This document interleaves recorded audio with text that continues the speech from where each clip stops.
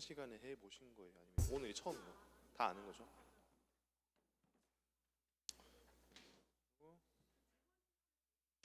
예.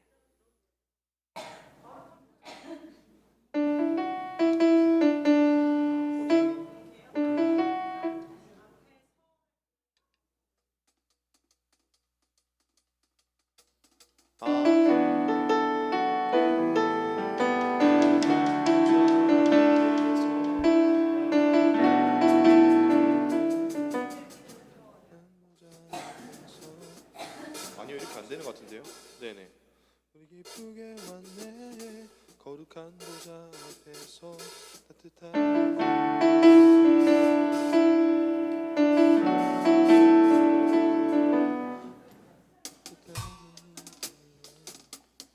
조금 빨리 할 수 있을 거예요.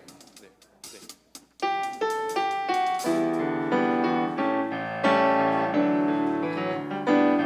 주의 이름 안에서 주의 성소로 가네 영광스러운 이곳에 우리 기쁘게 왔네 거룩한 보좌 앞에서 따뜻함을 느끼네 우리 마음 경배하며 찬양의 제사 드리네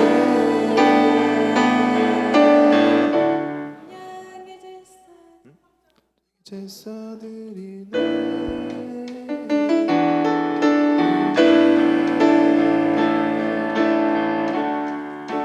제사 드리며 찬양의 제사 드리네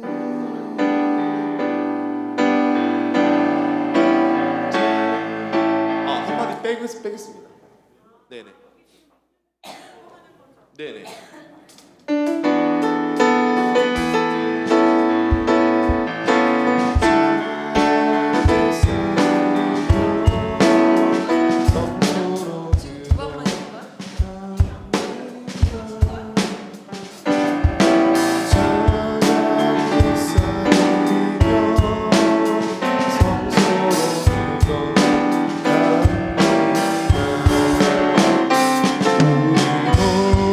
우리 모두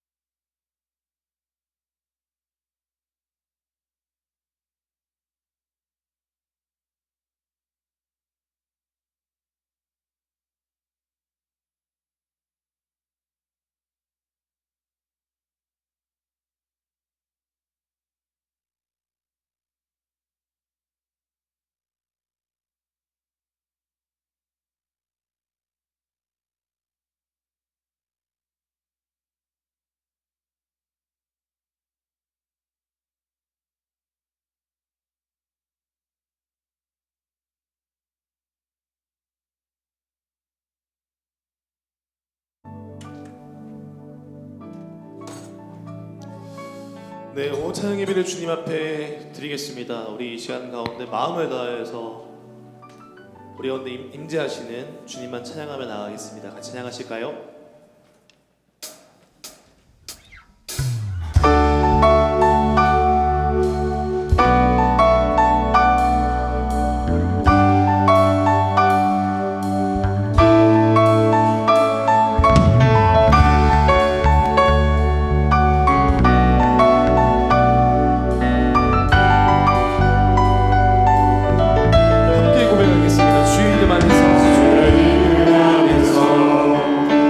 성소로 가네 영광스러운 이곳에 우리 기쁘게 왔네 거룩한 보좌 앞에서 따뜻함을 느끼네 우리 마음 경배하며 찬양의 제사를 드리네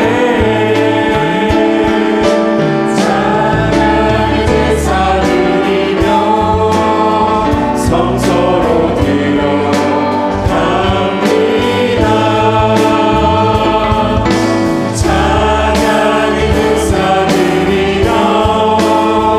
성소로 들어갑니다.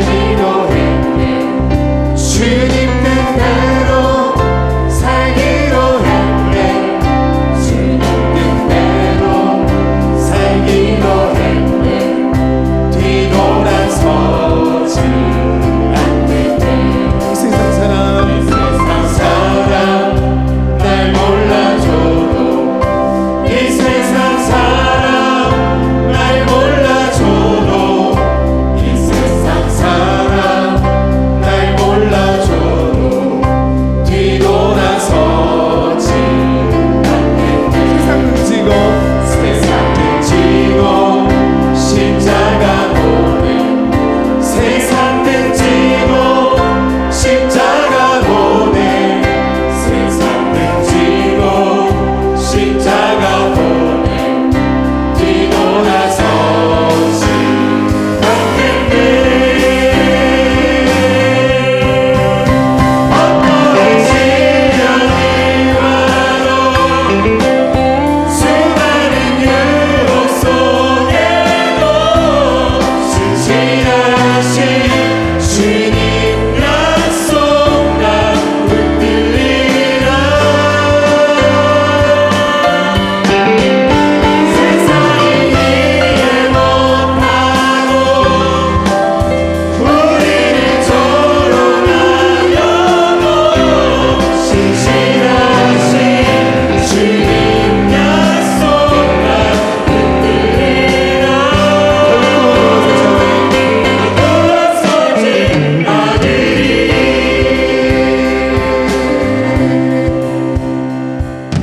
아멘. 우리 목자 되신 주님 바라보며 나아가기를 다짐하면서 우리의 마음을 담아 찬양하도록 하겠습니다.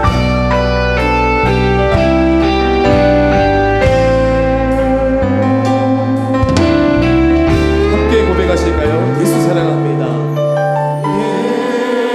예수 사랑합니다 사랑합니다 온 마음 다하여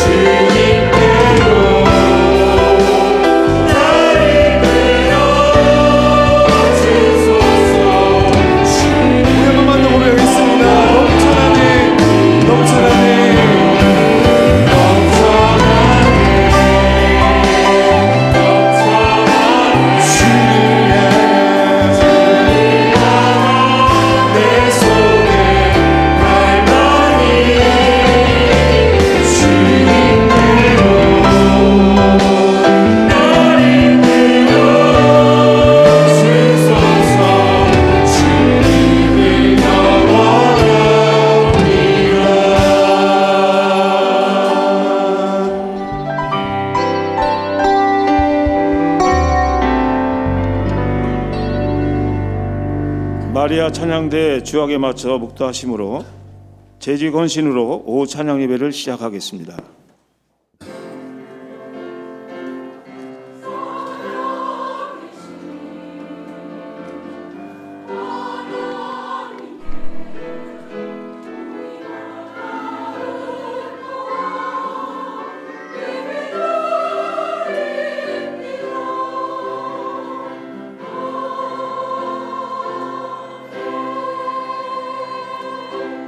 사도신경으로 신앙 고백을 하겠습니다. 천재 창조주를 믿습니다. 나는 그의 유일하신 아들 우리 주 예수 그리스도를 믿습니다. 그는 성령으로 잉태되어 동정녀 마리아에게서 나시고 본디오 빌라도에게 고난을 받아 십자가에 못 박혀 죽으시고 장사된 지 사흘 만에 죽은 자 가운데서 다시 살아나셨으며 하늘에 오르시어 전능하신 아버지 하나님 우편에 앉아 계시다가 거기로부터 살아있는 자와 죽은 자를 심판하러 오십니다. 나는 성령을 믿으며 거룩한 공교회와 성도의 교제와 용서를 용서받는 것과 몸의 부활과 영생을 믿습니다. 아멘. 찬송가 212장 후에 안수 집사의 부회장님이신 정기덕 안수 집사님 기도가 있겠습니다.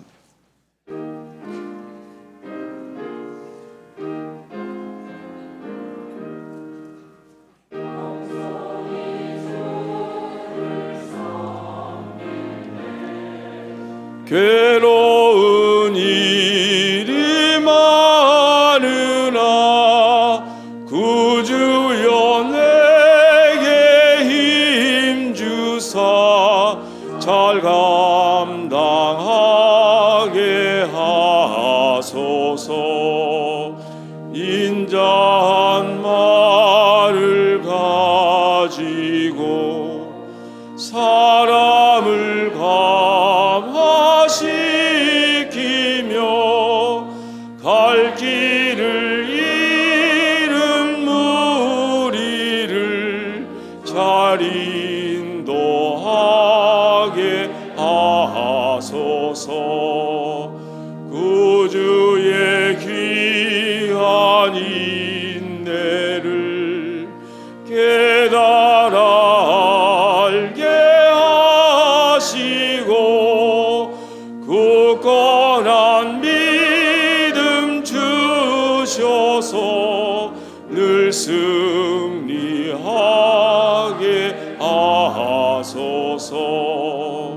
장래의 영광 비추사 소망이 되게 하시며 구주와 함께 살면서 참 평강 얻게 하소서. 아멘.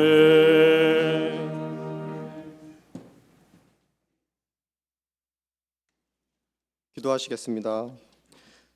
천지와 만물을 지으시고 인간의 생사화복을 주관하시는 전지전능하신 창조주 하나님, 예수 그리스도를 십자가에 못 박혀 죽기까지 우리를 사랑하시는 사랑의 하나님께 주일 오후 찬양 예배를 재직회 헌신 예배로 드립니다. 삼위일체 하나님 오직 한 분만이 모든 영광 받으시옵소서. 교회의 머리 되신 예수님께서 인도해 오신 모습 그대로 담임 목사님 이하 장로님들과 권사님들 또 집사님들 주님의 몸된 우리 한일교회의 모든 재직들이 한 마음이 되어 믿음의 산 제물로 재직 헌신 예배를 드립니다. 기뻐 흠양하여 주시옵소서. 사랑의 하나님께서 우리를 긍휼히 여기셔서 예수 그리스도의 십자가의 보혈로 구원하여 주시고 하나님을 아바 아버지로 부를 수 있도록 우리를 주의 자녀 삼아 주심을 감사드립니다. 각자의 믿음의 분량과 은사를 따라 직분을 허락하시고 주님의 몸된 교회를 섬길 수 있도록 허락하심을 감사드립니다. 하나님께서 우리 한일교회 주신 비전을 따라 말씀의 반석 위에 굳건히 서가는 교회가 되게 하심을 감사드립니다.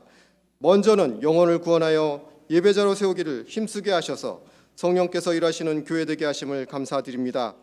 두 번째는 예수님의 제자를 세우는 일에 힘쓰게 하심을 따라 우리 모두가 예수님을 닮아가는 제자가 되고 교육에 힘쓰는 교회가 되게 하심을 감사드립니다.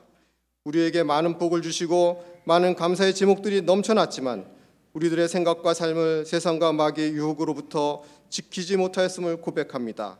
때로는 교회를 위해 헌신 봉사하는 것이 나의 의로 여겨졌던 교만함이 있었습니다. 때로는 매번 반복되는 일상이 아무 감동도 없는 종교 행위로 행해지는 무력함에도 빠졌습니다. 때로는 주일에만 거룩한 삶을 흉내내는 껍데기와 같은 성도였습니다. 우리 죄를 회개하오니 예수님의 십자가 보혈로 깨끗게 하여 주시옵소서. 이렇게 부족한 우리들이지만 하나님의 긍휼히 여기심과 예수님의 사랑과 성령님의 도우심을 따라 주 앞에서 겸손히 마음을 새롭게 하여 충성과 헌신을 다시금 다짐하오니 저희들의 마음을 받아주시고 기쁨으로 맡겨진 직분을 끝까지 잘 감당할 수 있도록 주께서 믿음 주시기를 간구하옵나이다. 더욱이 올해에는 우리는 영광스러운 교회 일꾼입니다라는 기도 제목으로 힘쓰는 교회가 되고자 합니다. 우리 모든 재직들과 모든 성도들은 하나님 나라와 교회를 위해 심령이 가난한 자가 되어 천국을 사모하게 하시고 죄에 대하여 애통하는 자가 되게 하시고 십자가의 능력으로 참아내고 순종하는 온유한 자가 되게 하시고 의에 줄이고 목마른 자가 되게 하시고 이웃을 긍휼히 여기는 자가 되게 하시고 세상을 향했던 나의 죄성을 버리고 하나님만을 바라보는 마음이 청결한 자가 되게 하시고 세상에서 화목제물로 역할을 다하는 화평케 하는 자가 되게 하시고 세상에서 주님을 위해 핍박받는 자가 되기를 소망합니다. 각자에게 주신 은사를 그리스도와 교회를 위해 잘 사용하여 주님 오셨을 때 잘하였도다. 착하고 충성된 종아, 내가 작은 일에 충성하였으니 내가 많은 것을 내게 맡기리니 내 주인의 즐거움에 참여할지어다. 칭찬받는 일꾼들이 되게 하시옵소서. 주님을 위해 받는 핍박을 믿음으로 기쁨으로 감당하게 하시고 우리의 상급을 하늘에 쌓는 믿음을 허락하여 주시옵소서. 오늘 주광현 목사님을 통해 허비하신 그분을 위한 허비라는 제목으로 귀한 말씀 주실 때 우리를 위해 모든 것을 희생하신 예수님을 생각하며 교회를 위해 헌신 다짐하는 귀한 시간 되게 하시옵소서.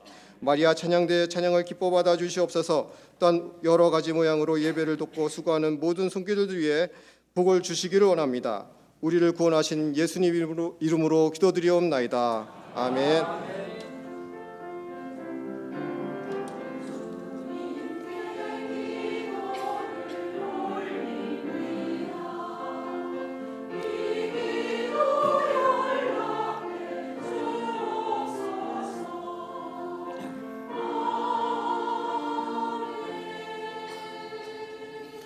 안수 집사의 총무로 계시는 우리 오인록 안수 집사님 성경 봉독해 주시겠습니다.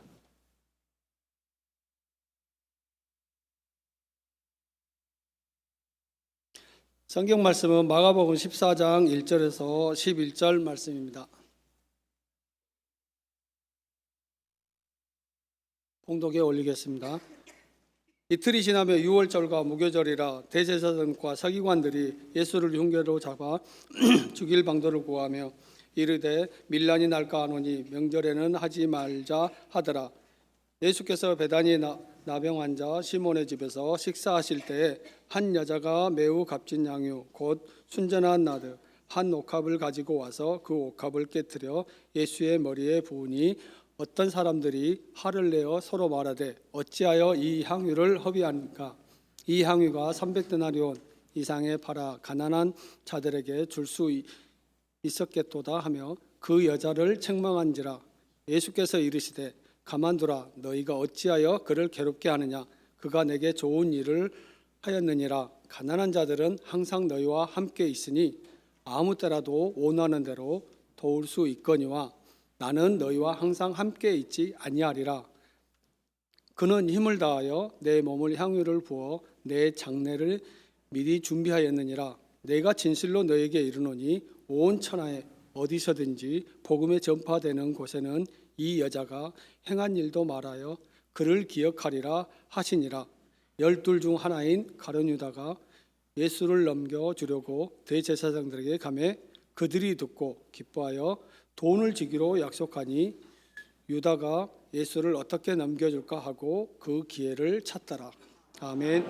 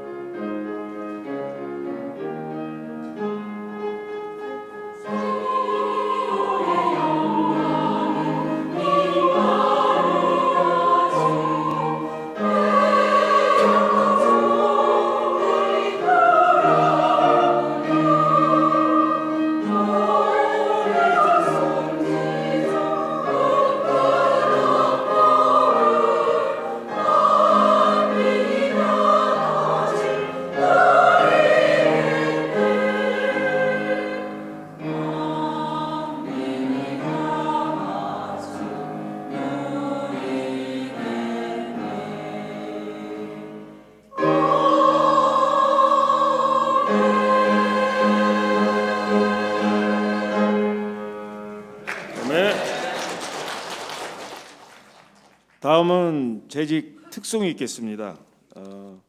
특송은 각 위원회 위원장님, 또 국장님, 단장님, 팀장님 앞으로 나오셔서 찬송가 213장 1절, 2절, 간주 5절, 재직 헌신 예배이기 때문에 길게 하겠습니다.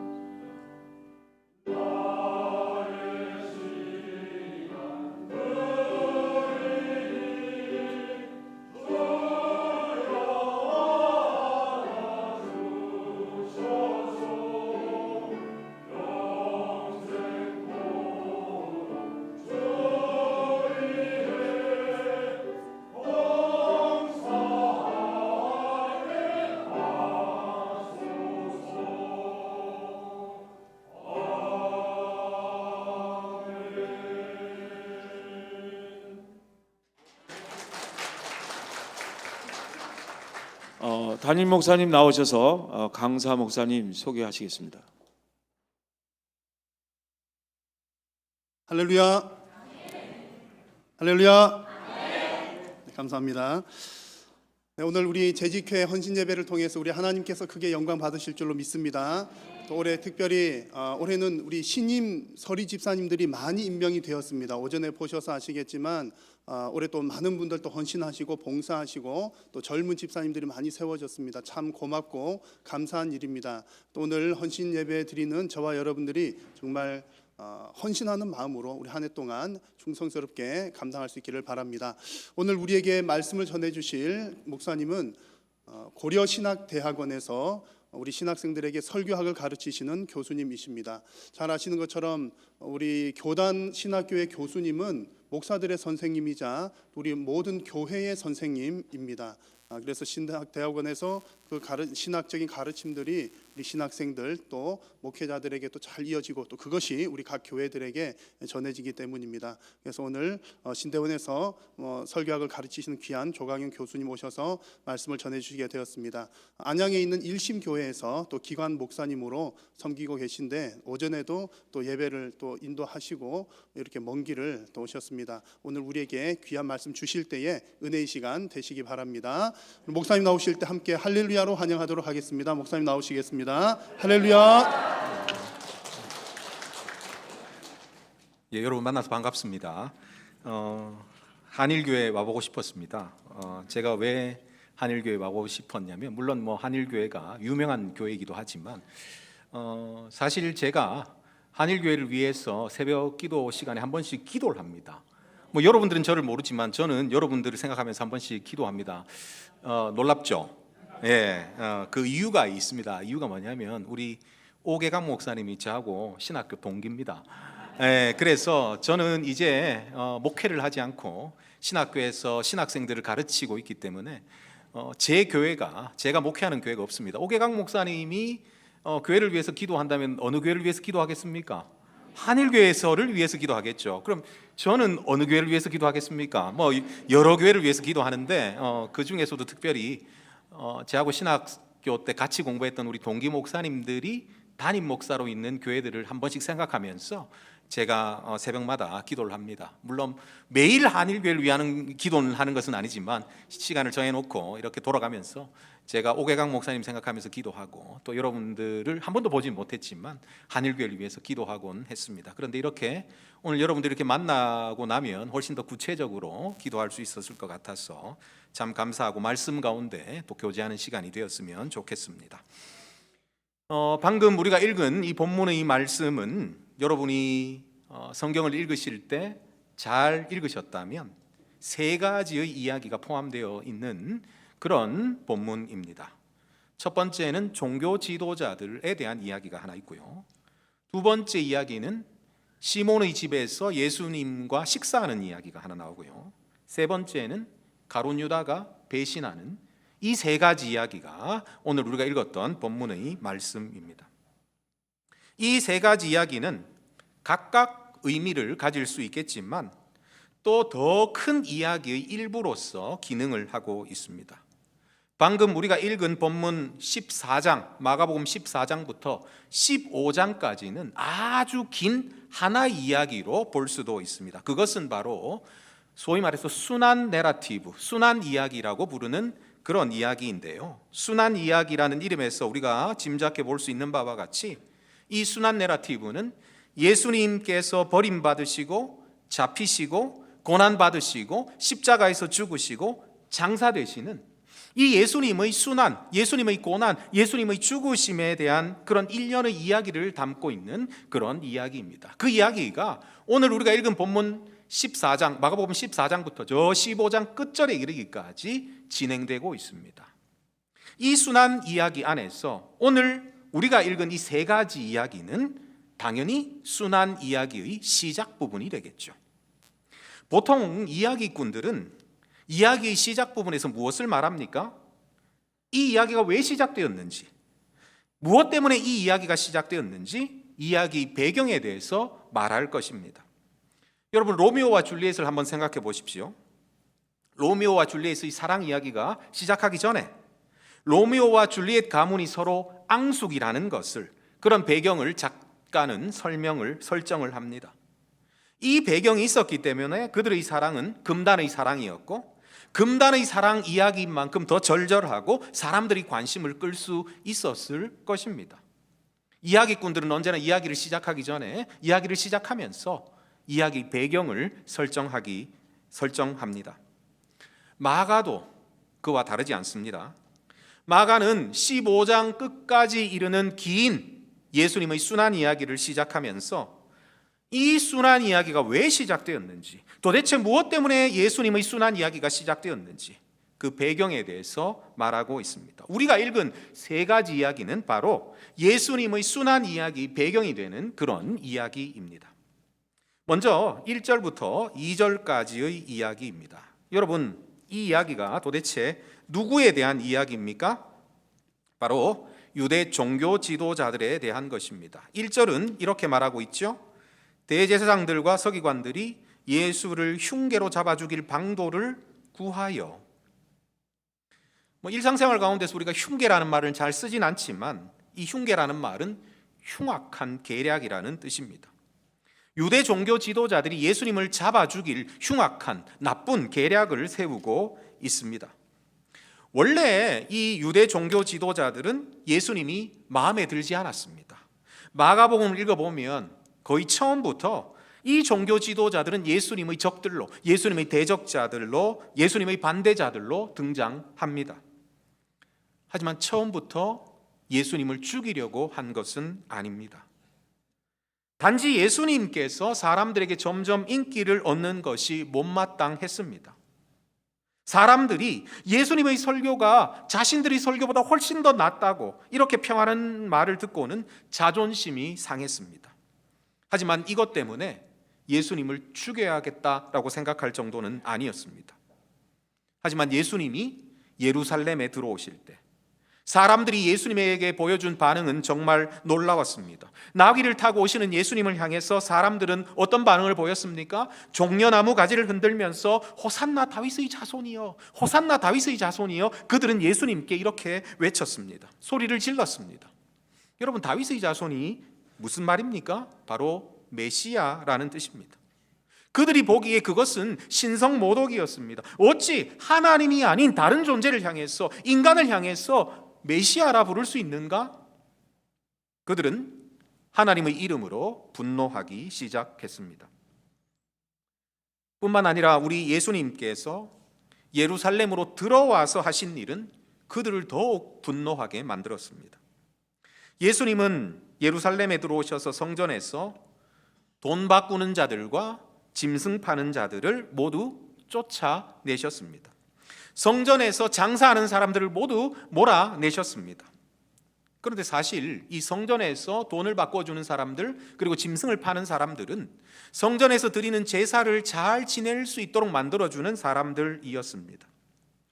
멀리서 오는 순례객들은 이 예루살렘에서 사용하는 이 화폐를 가지고 있지 않았습니다. 자기 지방에서 쓰는 그런 화폐를 가지고 있었습니다. 그 화폐를 가지고 오는 그 순례객들에게 예루살렘에서 쓸 수 있는 돈으로 바꿔주는 것은 필요한 일이었습니다.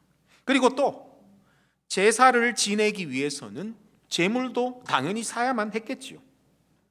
더욱이 이렇게 성전에서 장사하는 이 사람들은 이 성전에서 장사하는 대가로 종교 지도자들에게, 자신들에게 꼬박꼬박 세금까지 바쳤습니다.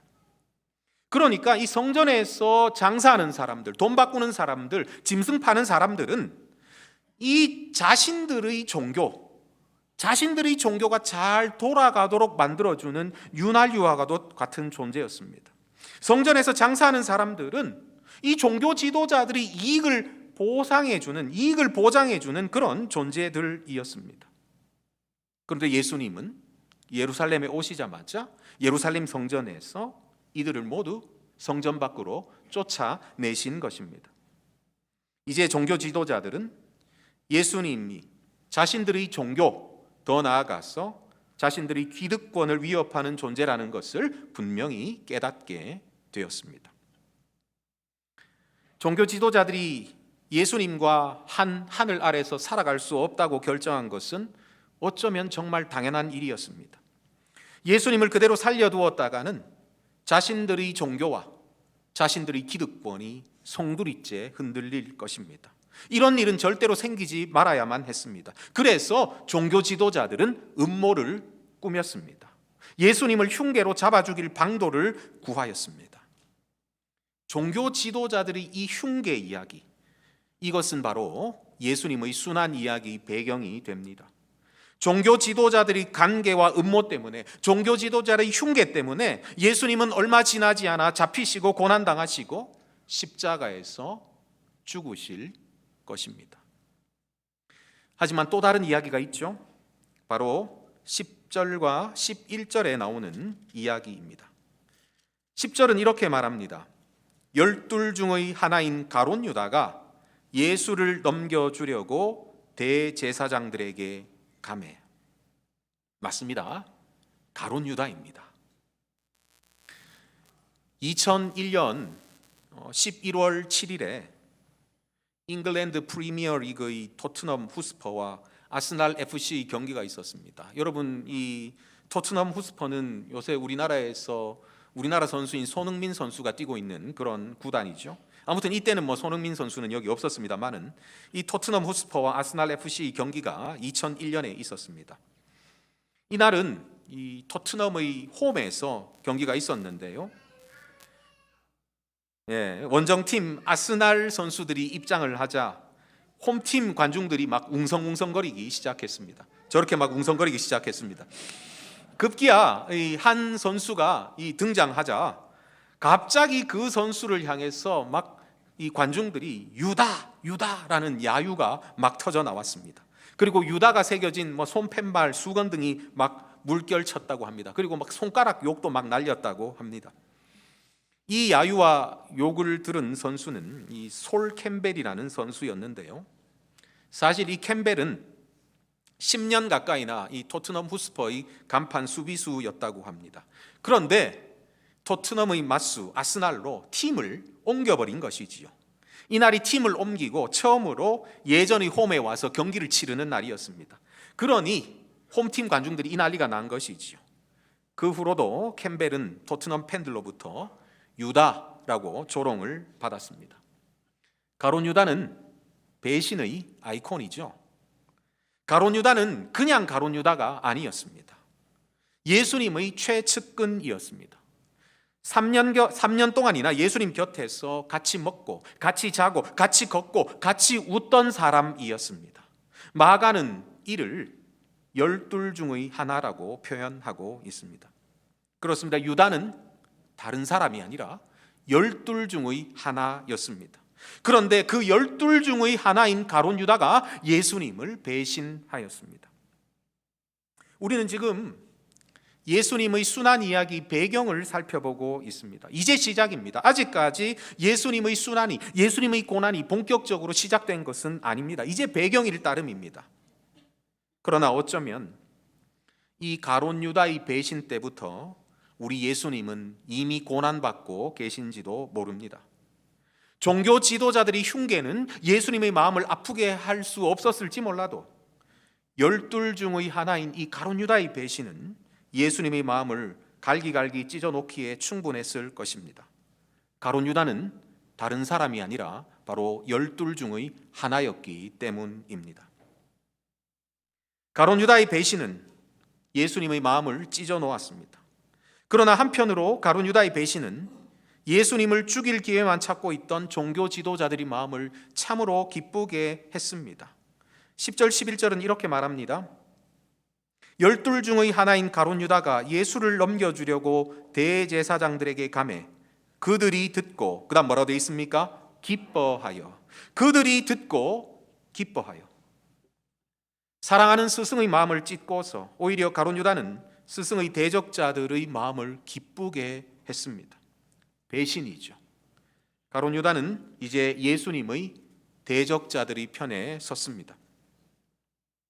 이렇게 두 가지 이야기, 종교 지도자들의 흉계 이야기와 이 가룟 유다의 배신 이야기는 실과 실이 꼬여서 하나의 실이 되는 것처럼 서로 꼬여서 하나의 이야기가 되었습니다. 그리고 이 하나의 이야기는 바로 순환 이야기의, 예수님의 순환 내러티브의 배경이 되었습니다. 종교 지도자들의 흉계와 가룟 유다의 배신 때문에 예수님은 고난당하시고 십자가에서 죽으실 것입니다. 종교 지도자의 흉계 이야기와 가룟 유다의 배신 이야기는 예수님의 순환 이야기의 배경이 됩니다. 그런데 마가는 이 두 이야기, 종교 지도자들의 흉계 이야기와 가룟 유다의 배신 이야기 사이에 또 다른 하나 이야기를 끼워 넣고 있습니다. 그 이야기 사이에 한 가지 이야기를 더 끼워 넣고 있습니다. 이 이야기는 예수님께서 베다니 나병 환자 시몬의 집에서 식사를 하시는 이야기입니다.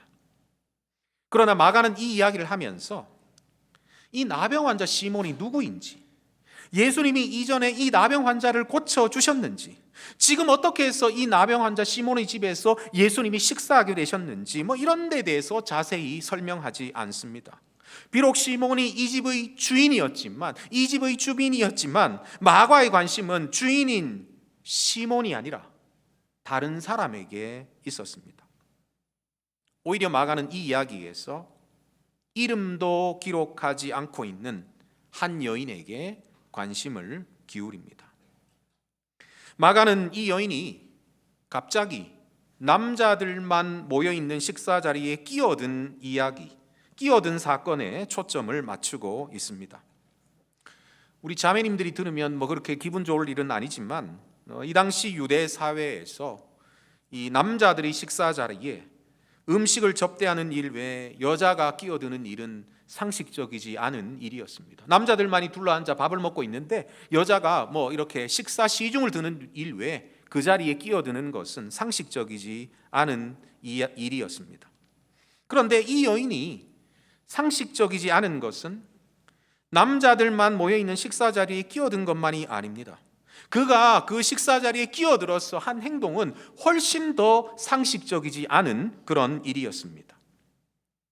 여인은 나드가 든 옥합을 식사 자리로 가져왔습니다. 나드는 인도에서 자라는 식물의 뿌리에서 추출한 향유입니다. 먼 나라에서 수입하는 것이기 때문에 정말 귀한 향유였죠. 모르긴 몰라도 이 베다니의 싸구려 상점에서는 절대로 구할 수 없는 귀한 향유였습니다. 뒤에 사람들이 한 말에 따르면 이 여인이 가지고 있었던 향유는 300데나리온 이상의 가치를 지니고 있었습니다.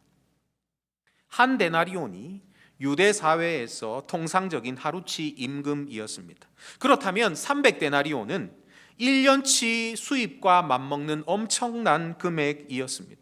심지어 이 당시에 여자들이 통상적인 하루치 임금을 받을 수 있는 일을 하기는 불가능했습니다. 그러므로 이 향유의 가치는 이 여자에게는 훨씬 더 큰 것임에 분명합니다. 아마 평생을 모아도 다시는 이런 향유를 자신의 손에 넣기란 불가능했을 것입니다. 아마도 지금 이 여인이 가지고 있는 이 향유는 어쩌면 자기가 벌어서 산 것이 아니라 가보로 대대로 전해져 오는 것인지도 모릅니다.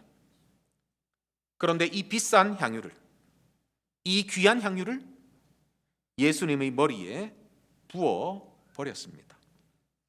그 당시 유대 사회에서는 이 손님이 오실 때 손님을 환영한다 이런 의미를 담아서 주인이 손님의 머리에 향유 몇 방울을 떨어뜨리는 그런 관습이 있었다고 합니다. 물론 몇 방울이었으면 괜찮았을 것입니다. 그러나 이 여인은 향유 모두를, 향유 전부를, 심지어 그 향유를 담고 있던 함까지 완전히 깨트려서 예수님의 머리에 쏟아 부었습니다.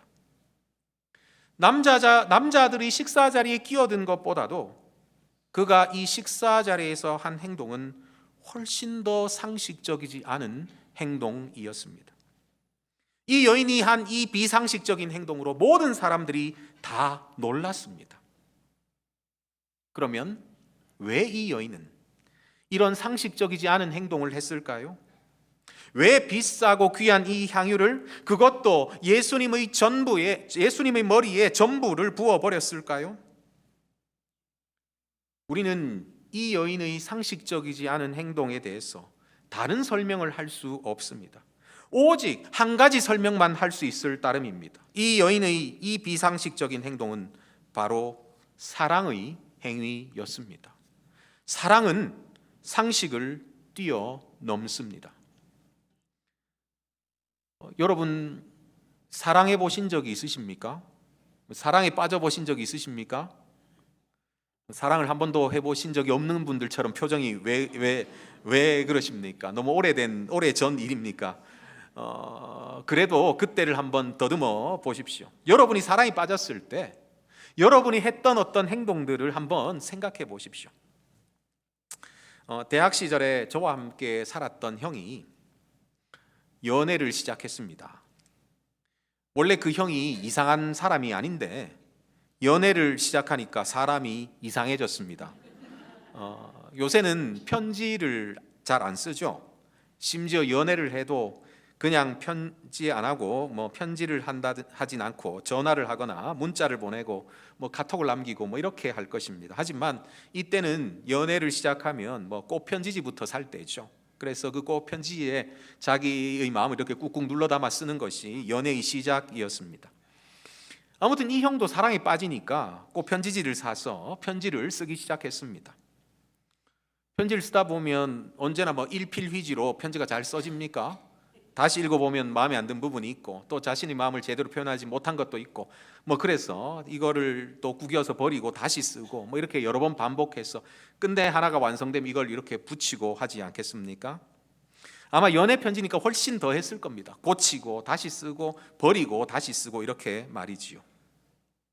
구겨서 버린 편지지가 많았습니다. 그 구겨서 버린 편지지를 찾아서 읽는 것은 아주 재미있는 일이었습니다. 그런데 여러분, 그 형이 쓴 편지를 보면 있죠. 정말 제가 맨정신으로는 부끄러워서 읽을 수도 없는 그런 내용으로 가득 차 있었습니다. 저 사람이 쓴 것이 맞나? 저 형이 이런 내용을 쓴 것을 맞나? 이렇게 싶을 정도의 내용으로 가득 차 있었습니다. 사랑은 상식을 뛰어넘습니다. 이 여인이 한 행동이 상식을 뛰어넘었다는 것은 이 여인이 한 행동에 사람들이 어떻게 반응했는지를 보면 우리는 충분히 알 수 있습니다. 우리 4절 말씀 같이 한번 읽어볼까요? 우리 4절 말씀 같이 읽겠습니다. 시작.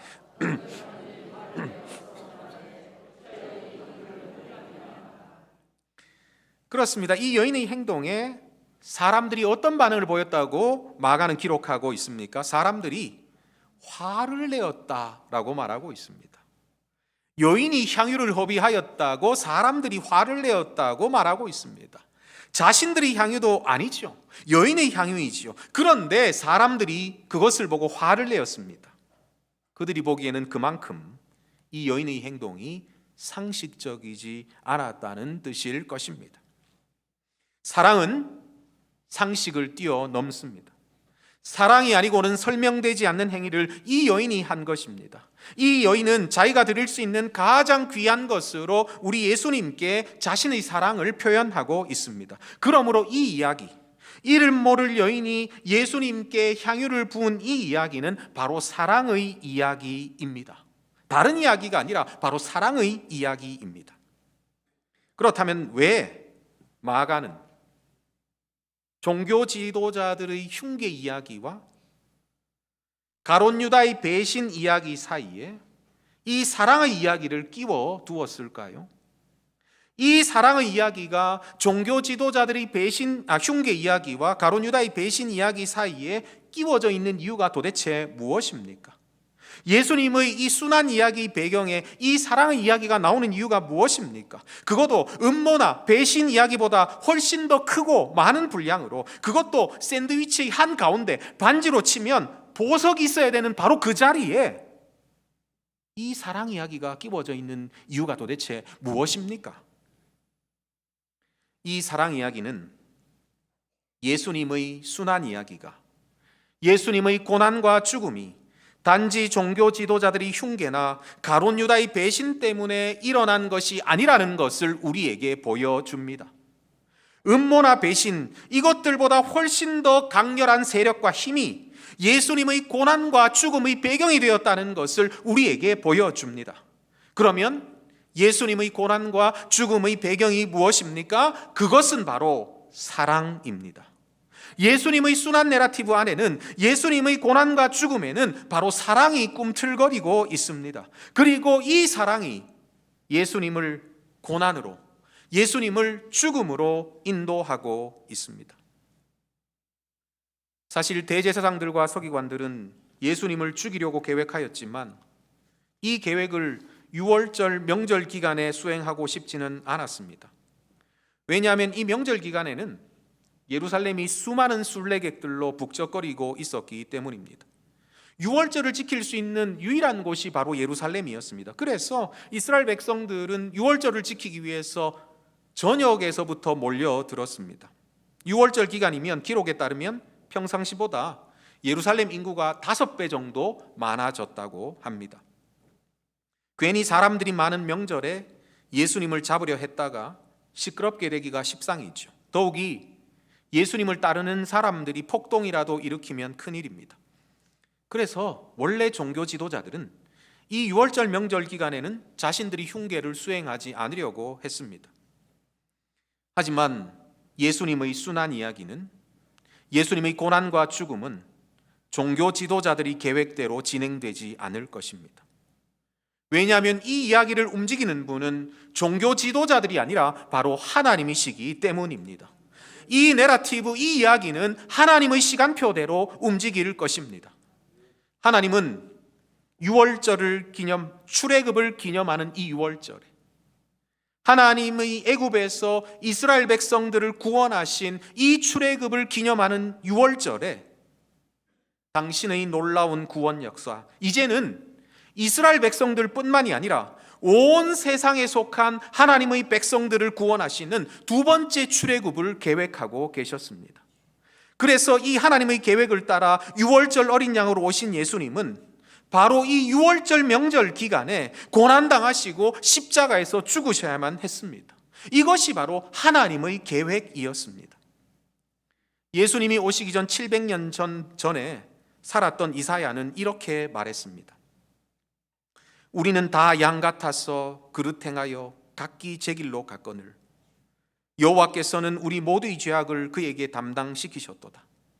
그가 곤욕을 당하여 괴로울 때에도 그의 입을 열지 아니하였으며 마치 도수장으로 끌려가는 어린 양과 털 깎는 자 앞에서 잠잠한 양같이 그의 입을 열지 아니하였도다.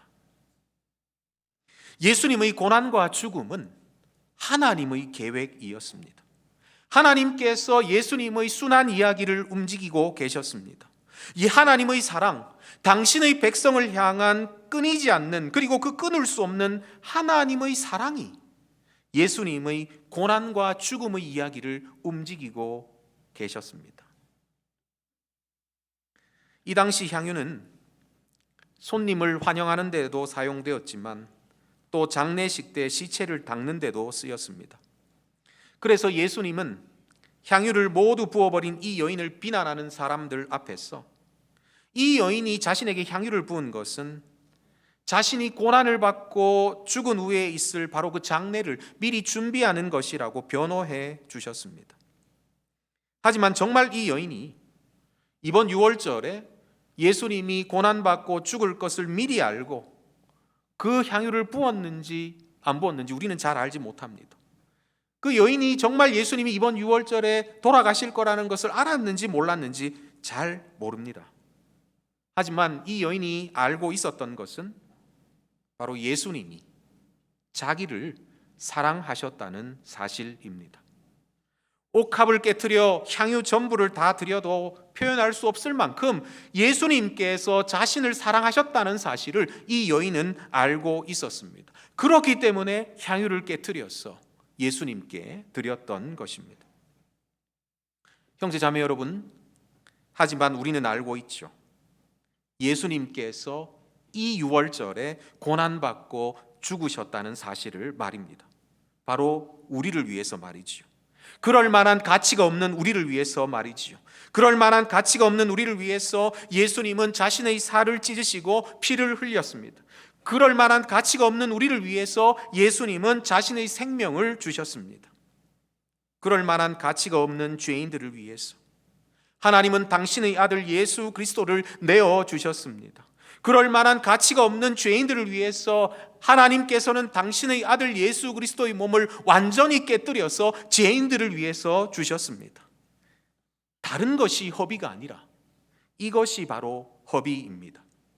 우리를 향한 사랑 때문에 당신의 아들까지 허비하신 바로 하나님의 허비입니다. 로마서 5장 8절은 이렇게 말합니다.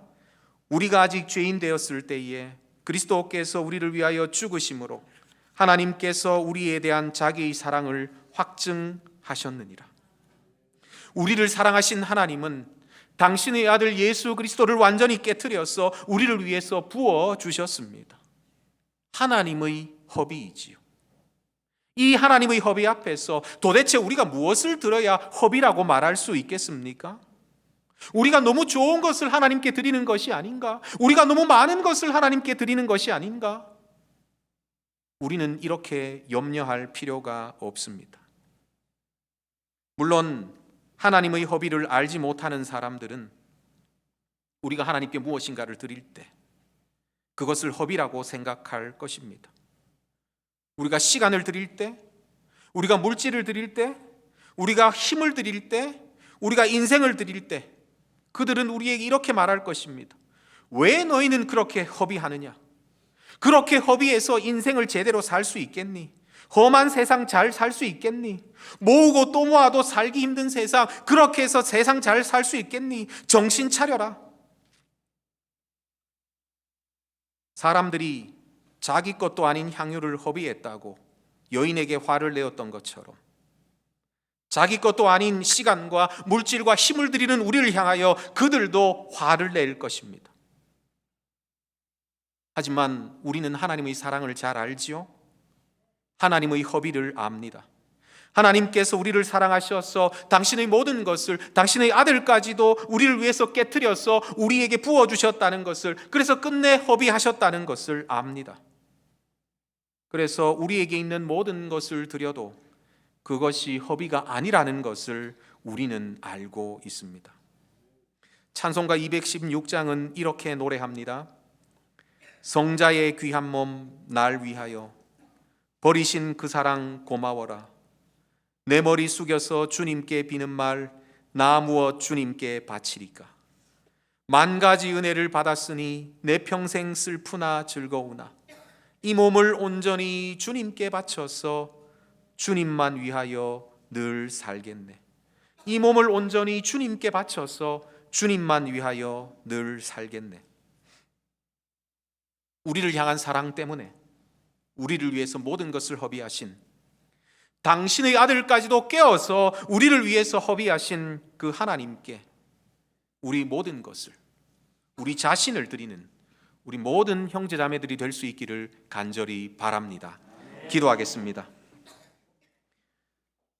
그럴 만한 자격이 없는 우리를 사랑하셔서 아들 예수 그리스도를 깨트려 우리에게 주신 하나님 아버지, 이 하나님의 놀라운 허비 앞에서 다시 한번 우리가 헌신을 다짐합니다. 비록 아들까지 깨트리신 그 하나님의 허비와 비교해 볼 때 저희들의 헌신은 너무나 보잘것없지만 그럼에도 불구하고 저희들이 드리는 이 헌신을 주님께서 받아 주시옵소서. 평생 주님을 위해서 살아가는 우리 한일교회 모든 형제자매들, 특별히 우리 재직들 될 수 있도록 주님께서 역사하여 주시옵소서. 이 모든 말씀 우리 주 예수님 이름으로 기도하옵나이다. 아멘. 은혜의 말씀 주신 강사 목사님께 다시 한번 감사의 말씀 드리겠습니다. 봉헌 찬송 216장 찬송하시겠습니다. 헌금위원, 헌금위원은 안수 집사 임원분들과 그 다음에 본인이 오늘 헌신봉사하실 분, 한 3분 정도 모시겠습니다. 임원들 나오시죠. 나오시고 가까이 계시는 안수 집사님들 나오시면 좋겠는데.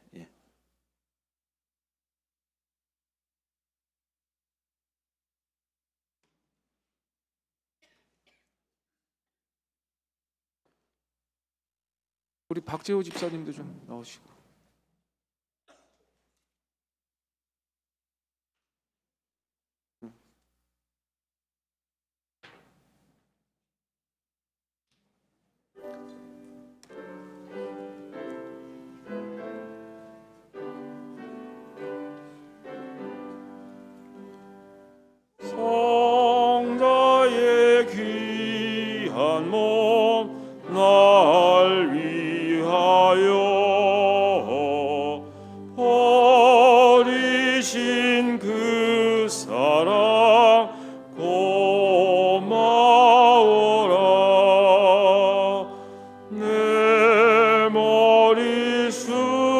죽여서 주님께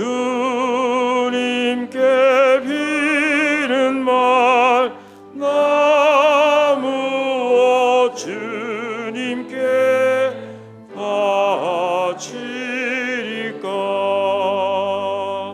지금도 날 위해 강구하여 이미 이 옅은 믿음이 없나니.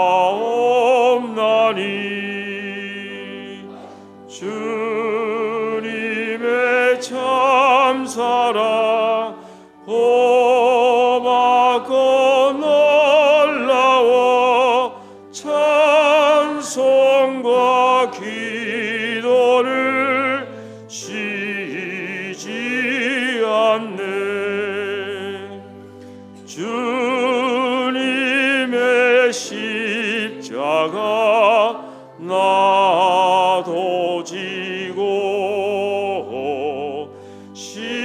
신실한 믿음과 마음으로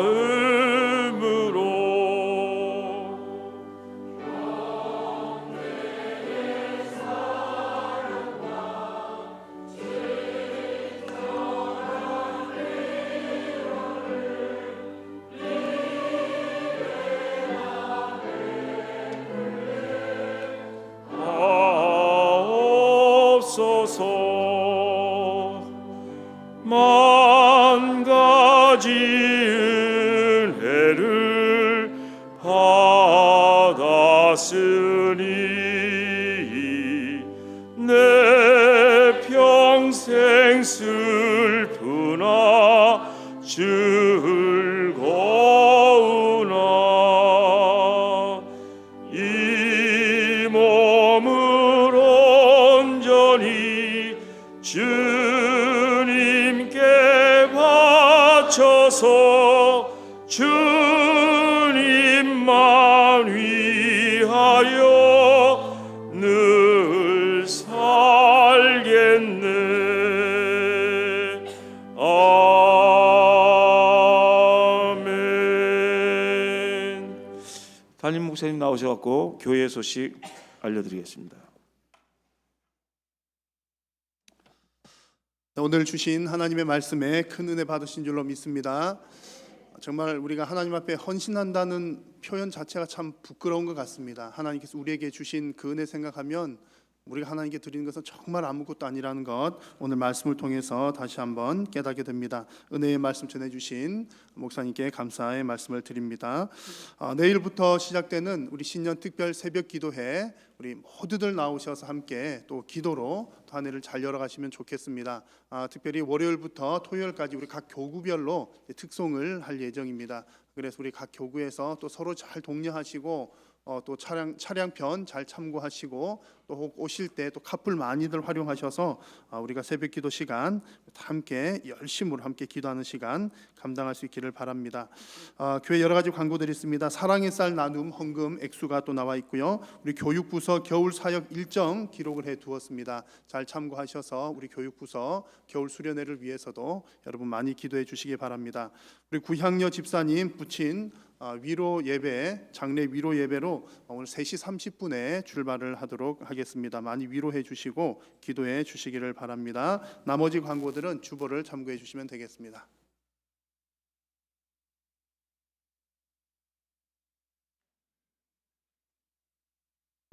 찬송가 1장 하신 후 강사 목사님 헌금을 위해서 기도해 주시고 강 목선으로 오늘 오후 찬양 예배를 모두 마치겠습니다.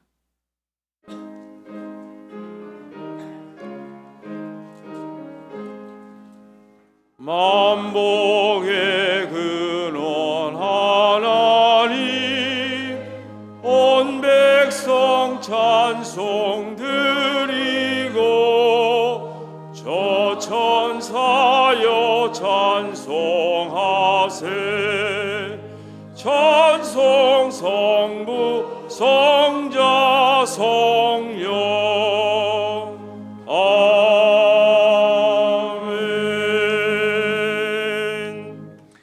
자비로우시고 은혜로우신 하나님 아버지, 저희들을 하나님의 백성 삼으시고 이 시간 주께서 복 주시기 위하여서 예배의 자리에 불러주신 것 참으로 감사합니다. 저희들이 평생에 주님께서 복을 다하여 주시어서 우리가 드리는 예배를 통하여서 하나님께서 베푸시는 복을 더욱더 경험하는 우리 모든 성도들 될 수 있도록 주님께서 역사하여 주시옵소서. 특별히 하나님 아버지, 저희들이 재직해 헌신 예배를 드리면서 다시 한번 주님 앞에서 저희들이 헌신을 다짐합니다. 주님께서 베푸신 그 은혜에 언제나 감격하면서 저희들도 주님께 더욱더 많이 드릴 수 있는 우리 모든 재직들 될 수 있도록 주님께서 인도하여 주시옵소서. 우리 재직들이 헌신을 통하여서 우리 교회가 더욱더 부흥성장할 뿐만 아니라 하나님의 마음을 시원케 하는 그런 교회가 될 수 있도록 주님께서 역사하여 주시옵소서. 오늘 예배에 나오면서 그냥 나오지 아니하고 주님께 예물 드렸습니다. 주님께 드린 손길 위에 은혜를 베풀어 주시고 하나님께 더욱더 드릴 것이 많은 인생, 주변 사람들과 더욱더 나눌 것이 많은 풍성한 인생들 다 될 수 있도록 주님께서 복을 내려 주시옵소서. 이 모든 말씀 우리 주 예수님 이름으로 기도하옵나이다. 아멘. 주 예수 그리스도의 은혜와 하나님의 사랑과 성령의 교통하심이 하나님의 허비를 깨닫고 주님께 헌신을 다짐하는 우리 모든 형제자매들에게 지금부터 영원토록 함께 있을지어다. 아멘.